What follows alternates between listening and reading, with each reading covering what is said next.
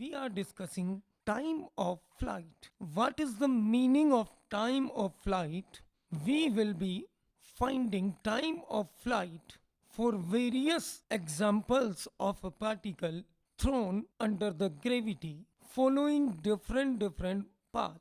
So the first question that arises in our front is, what is time of flight? How it can be defined? So to answer about that fact called time of flight, we can consider a very simple example. Say a particle is thrown from ground at an angle theta with the horizontal. As gravity always acts perpendicular to the surface of earth, or we can say vertically downward, so under this gravitational acceleration, particle will follow a parabolic path, maybe of this shape. Now for the said situation, we can say that object which has been thrown from ground, it remains in air along its path up to the time when it again hits the ground. So time of flight basically means time taken by the projectile till it is flying in air or in space. So what we have to do, we have to find the value of time of flight. Here it can be easily written that, now we choose a reference frame XY coordinate system because this motion happens in two-dimensional platform because it is thrown from the ground, and this particle which has been thrown, it remains in XY plane and in entire its journey. So we have chosen a reference frame is XY coordinate system in which X is along the ground from where this ball is thrown till it again returns on ground, and Y axis is taken along the vertical direction. We know that acceleration of the particle is towards negative Y direction. So if we want to mention its acceleration in vector form, then we will give it to be vector A equal to minus g j cap. If velocity of the projectile is taken, then it can also be represented in vector form as vector u equal to u cos theta I cap plus u sin theta j cap. Now we can get time spent by this projectile in air in two different ways, either by using first equation of kinematics or by using second equation of kinematics. So from here till getting time of flight for this condition, I will follow two different paths. Just consider in the first method, we are using time of flight is 2 times of the time taken to achieve maximum height by this projectile, means this th time is the time in which this particle reaches from here its maximum height position. As we know, acceleration is uniform, so time taken to achieve its maximum height will be equal to the time taken by the projectile to descend the same height. Means when it reaches at the ground again, it takes the same time in which it has achieved that maximum height. So time of flight can be taken as 2 times of time taken to reach at maximum height. Now in the second method, we will use time of flight as using time of flight as the time in which its y component of displacement becomes 0. So what will we give? We give that time of flight is the time in which delta y becomes 0. So method 2 involves using time of flight as the time in which projectile's y component of displacement again becomes 0, because at the time of throwing this projectile it was at ground, and after one time of flight it again hits the ground, so y component of its displacement becomes 0. So we will just find time in which y displacement becomes 0, and that will be our time of flight. Now we are finding the numerical values of time of flight. In the previous case, which was the simplest case of projectile motion. So I am giving just the proof for time of flight here. So I am getting time of flight by the method number 1, which we have discussed on the previous page.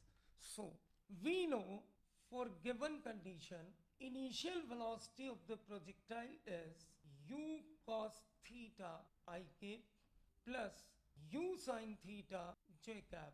Acceleration, which we had written on the previous page, is to be minus g j cap, where g is the acceleration due to gravity. Now, the equation which we will follow, v equal to vector u plus vector a into time. If we use above values in this equation, then we get v equal to u cos theta I cap plus u sin theta j cap minus g j cap into t. We can simplify this equation to be equal to u cos theta I cap plus u sin theta minus gt j cap. Now, the twist comes from here.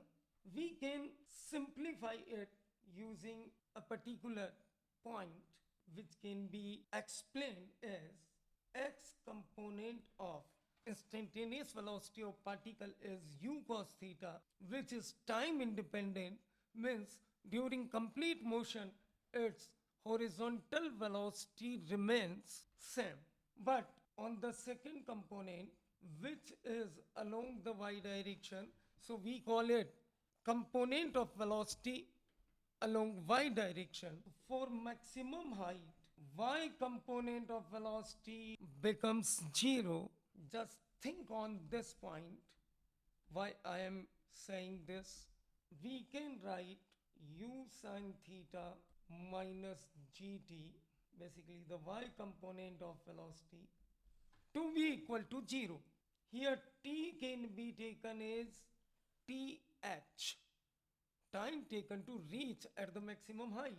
So we get time taken to achieve its maximum height equal to u sin theta divided by g.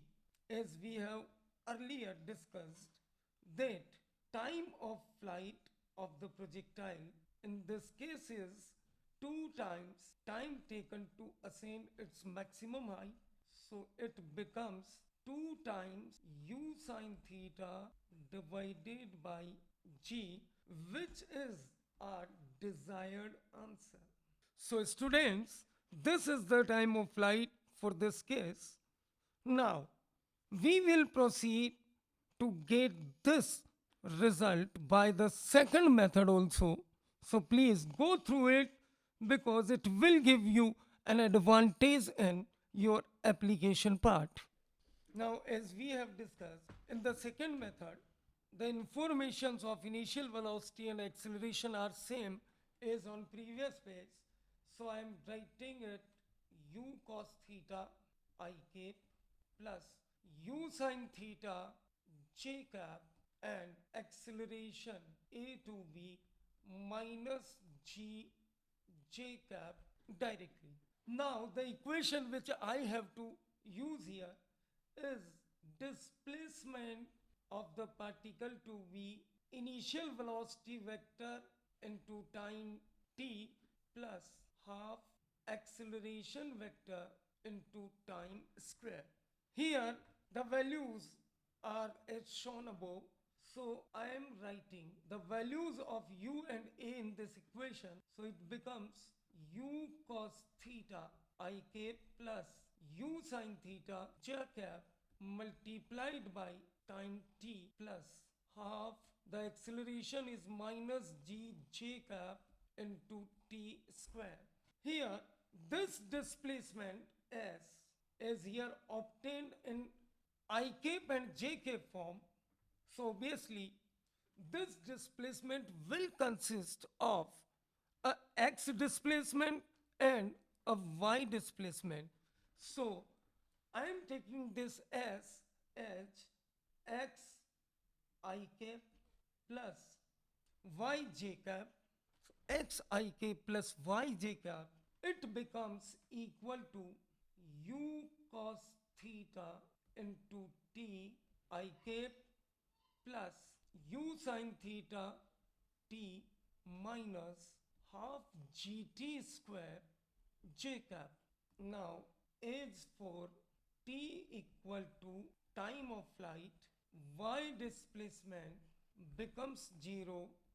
So u sin theta t minus half gt square is equal to 0. So we can write here u sin theta into time is equal to time of flight, so capital T minus half g capital T square, it has to be 0. Solving this equation, we get time of flight t to be equal to 2u sin theta divided by g. So students, these are the two different processes by which we got the time of flight. But especially I am stating that time of flight of a projectile depends on some facts like from where this ball has been thrown and at what position its motion finally stops or restricted by any means. Say a ball is thrown from ground to ground, then we have find the time of flight to be 2u sin theta by g. But if this projectile was interrupted somewhere at the height h above the ground by means of capturing it while sitting on a branch of tree, so if you capture this ball, then ball does not reach at the ground, and in this condition time of flight will be just the time from where its motion starts and the time at which its motion ceases. So here time of flight will be some other value. So depending upon the conditions, time of flight for the same thrown projectile may be different.